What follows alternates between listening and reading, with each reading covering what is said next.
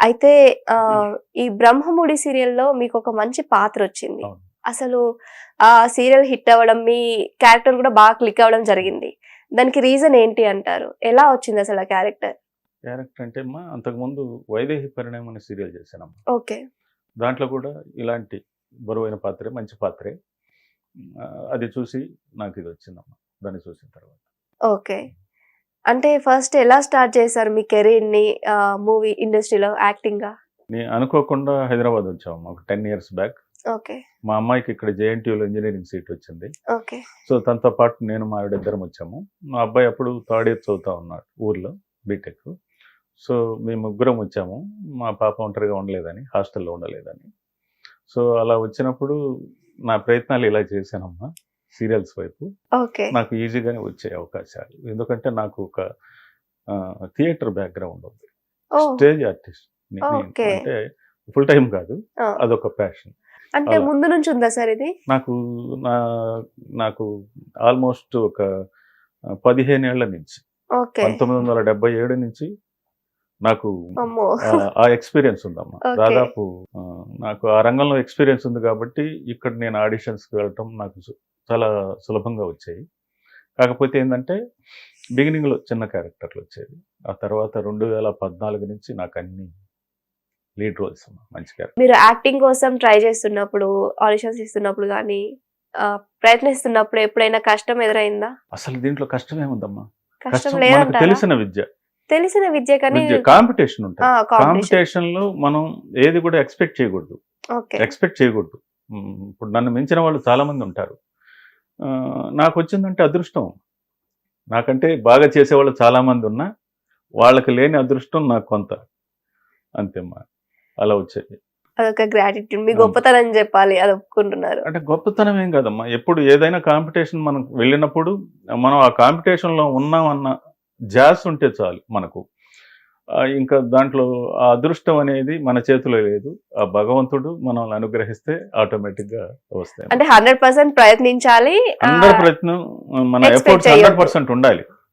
Result మీద మాత్రం మనకు ఆ ఎక్స్‌పెక్టేషన్స్ ఉండకూడదు. ఓకే. వస్తే మనది. ఓకే. అలాగే సార్ ఇప్పుడు ఈ 'బ్రహ్మముడి' సీరియల్‌లో చాలా అద్భుతంగా ఉంటాయని విన్నాను. మీ డైలాగ్స్ కానీ ఏదైనా కూడా. సో, ఆ రైటర్ గురించి కానీ, డైరెక్టర్ గురించి కానీ కాస్త వివరిస్తారా? ఎక్స్‌ట్రార్డినరీ టీమ్ వర్క్ అమ్మా. ఓకే. ఎన్నో సీరియల్స్ వస్తున్నాయి. ఇప్పుడు జరిగేవన్నీ మంచి సీరియల్సే.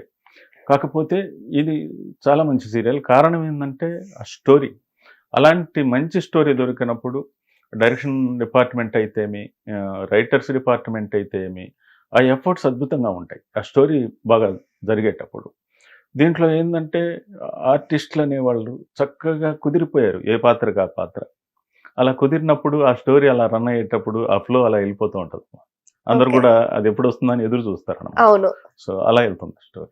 'బ్రహ్మముడి' సీరియల్ లొకేషన్ గురించి గానీ, ఏ ప్రాంతాలలో చేస్తారు? అసలు షూటింగ్ అంతా ఎలా జరుగుతుంది సార్? ఎక్కువగా మనకు ఈ సైడ్ చిలుకూరు ఆ సైడ్ జరుగుతాయమ్మా. మాకు ఎస్ స్టూడియో అని ఇంకోటి ఓకే. చిత్రమందిర్ అని ఇవి ఉన్నాయి లొకేషన్స్. అక్కడ జరుగుతూ ఉంటాయి ఎక్కువ. అన్ని సెట్టింగ్స్ ఉంటాయి. దాంట్లో మిడిల్ క్లాస్ మాకు సంబంధించింది. Okay. Rich house, police okay. Station ఇలాంటి సెట్టింగ్స్ ఉంటాయి. దాంట్లో జరుగుతూ ఉంటాయమ్మా ఎక్కువ. అలాగే ఆ షూటింగ్ స్పాట్‌లో అందరూ ఎలా ఉంటారు? మీకు మంచి మెమోరీస్ ఉండి ఉంటాయి తప్పకుండా ఈ సీరియల్‌తో. అంటే అక్కడ కలిసినప్పుడు ఇప్పుడు మనం షూటింగ్ పోయినప్పుడు ఒక ఉద్యోగంలాగా, ఇంకోటిలాగా ఉండదమ్మా. ఓకే.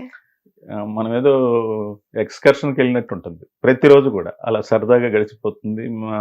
పోగానే మేకప్ అది చేసుకొని కాస్ట్యూమ్స్ యేసుకొని మనం కూర్చో ఉండటమే. మన సీన్ వచ్చినప్పుడు పిలుస్తారు. అందరిని కూర్చోబెట్టి సీన్ ఎక్స్‌ప్లెయిన్ చేస్తారు. జరిగిపోతుంది. ఓకే. ఇంకా ఖాళీగా ఉన్నప్పుడు ఎవరి దగ్గరికొచ్చి మాట్లాడితే వాళ్ళతో మాట్లాడటం, మనతో ఎవరు కనెక్ట్ అవుతారో వాళ్ళతో పోయి మాట్లాడటం బానే ఉంటదమ్మా. ఆర్టిస్ట్‌కి ఒక షూటింగ్ లొకేషన్‌లో ఆర్టిస్టులందరూ కలవటం రోజు ఒక పండగే. పండగే. పండగమ్మ. నిజంగా అదృష్టం ఎందుకంటే అనే చెప్పాలి. అందరూ ఆ ఫీల్డ్‌లోనే ఉంటారు. ఆ సబ్జెక్ట్ మీదే ఉంటారు. అందరం అక్కడ కలిసి పనిచేయటం అనేది ఒక పండగ. ఈ ఈ సీరియల్‌లో మీకు అంటే బాగా దగ్గరైన వ్యక్తి ఎవరు షూటింగ్ స్పాట్‌లో గాని? అందరమ్మా. అందరూ. అందరూ. దాంట్లో తాతయ్య క్యారెక్టర్ చేస్తారాయన. నాయుడు ఓకే. గోపి గారని సీనియర్ మోస్ట్ ఆర్టిస్ట్. ఓకే. ఆయనకి ఒక ఇప్పుడు వచ్చి 72 సంవత్సరాలు.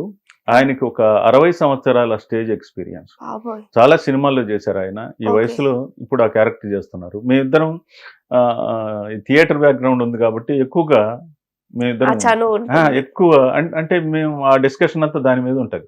ఎక్కువగా మేమిద్దరం కలిసి ఉంటాం మా లొకేషన్‌లో. ఓకే. అలాగే ఈ బ్రహ్మముడి సీరియల్‌లో కావ్య అనే రోల్ ప్లే చేస్తున్న అమ్మాయి ఎక్కువగా యాక్టివ్‌గా ఉంటుంది అని విన్నాము. అంటే తమిళేనమ్మా తను. ఓకే. ఆహ్, ఇక్కడ ఆహ్, ఈ తెలుగుకి కనెక్ట్ అవ్వటం, దాంట్లో ఫ్లూయెన్సీ రావటం కొంచెం కష్టమైన పనే. కానీ ఆ అమ్మాయి చాలా త్వరగా ఈ ఈ తెలుగు తను నేర్చేసుకుంది. తెలుగు నేర్చుకుంది. దట్ ఆన్ ఫ్లో స్పాంటేనియస్‌గా ఉంటుంది తను. ఓకే. అడిగితే భాష అటు ఇటు అయినా ఆన్సర్ అద్భుతంగా ఉంటుంది. కరెక్ట్ చాలా హుషారు. ఇచ్చేస్తది. ఓకే. చాలా హుషారు. అంటే బాగా ఆఫ్ స్క్రీన్ కూడా అలానే ఉంటుంది. అంటే అందరితో పాటు. అందరితో సరదాగా ఉంటుంది. ఓకే. సార్ బ్రహ్మముడి సీరియల్‌లో మీ వియ్యంకులు అంటే సీరియల్‌లో హ్మ్. రాజ్ రుద్రాని క్యారెక్టర్లు కూడా బావుంటాయి. వీళ్ళ ఆపోజిట్ క్యారెక్టర్స్ అన్నీ బావుంటాయి అని విన్నాము. వాటి గురించి కొంచెం ఎక్స్‌ప్లెయిన్ చేస్తారా సార్? ఒక్కటి కాదమ్మా. ప్రతి క్యారెక్టర్ మా కుటుంబం అని కాదు. మా కుటుంబంలో మేము ఒక 6 మంది. నేను, మా ఆవిడ, 3 పిల్లలు, నాకు ఒక వదిన క్యారెక్టర్. ఓకే. ఈ 6 మంది. అంటే ఈ 6 మంది ఉండే కుటుంబంలో నేను ఒక్కడినే మగవాడిని. మిగతా అంతా ఓకే. ఆడవాళ్ళు. ఓకే. ఆ సైడ్ తీసుకుంటే మొత్తం అది రిచ్ ఫ్యామిలీ, మాది పూర్ ఫ్యామిలీ ఓకే. స్టోరీ పరంగా. అందరి క్యారెక్టర్ కూడా ప్రతి ఒక్కరి క్యారెక్టర్ కూడా అద్భుతంగా డిజైన్ చేశారు. ఒకరు బాగా చేస్తారని ఇంకోరు డల్ అనేది ఉండదు. ఓకే. ప్రాధాన్యతను బట్టి ఆ సీన్‌లో ఎవరి ప్రాధాన్యతను బట్టి వాళ్ళకి చక్కగా రాస్తారు. ఆ సీన్ ఓకే. ప్రియారిటీని బట్టి. ఈ రైటర్ ఎవరు సార్? ఆసం శ్రీనివాస్ గారని సీనియర్ మోస్ట్ రైటరు. ఓకే. అద్భుతం కన్నీళ్లు పెట్టిస్తారు ఆయన. కామెడీ బాబోయ్! కూడా అద్భుతంగా రాస్తారు. సార్ మీరు చెప్పారు చాలా ఇయర్స్ నుంచి ఇండస్ట్రీలో ఉన్నారు అని. ఒక 9 to 10 ఇయర్స్ అమ్మా.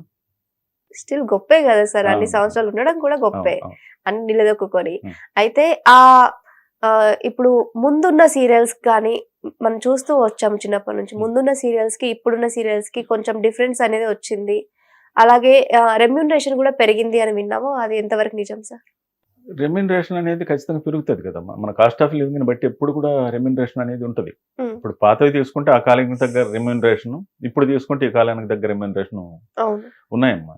దాంట్లో ఏం లేదు. ఇప్పుడు స్టోరీ పరంగా చూసుకుంటే అప్పటి టెక్నాలజీ వేరు, ఇప్పుడు టెక్నాలజీ వేరు మేకింగ్ పరంగా. సో, ఆ డిఫరెన్స్ అయితే ఉందమ్మా.